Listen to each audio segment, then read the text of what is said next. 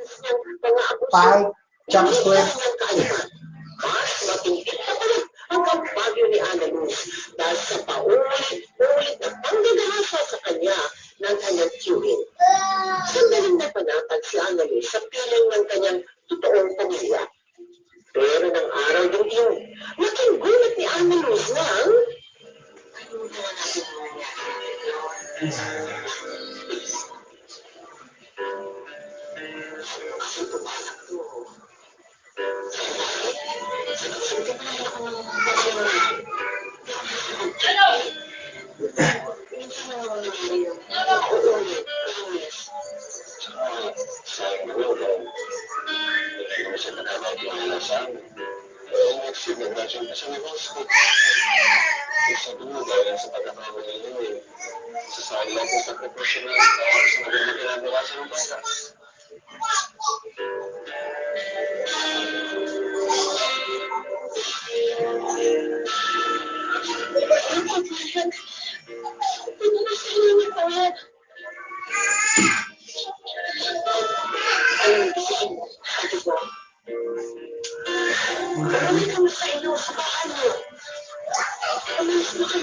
Dapat sprinting ka.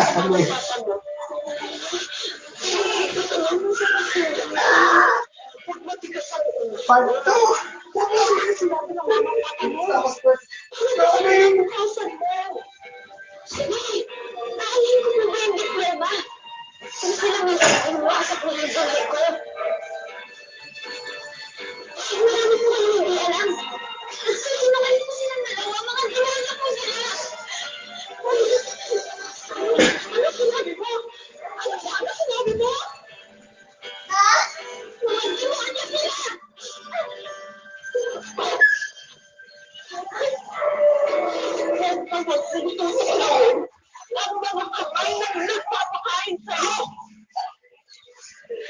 Hindi mo ba alam, sanggol ka pa lang?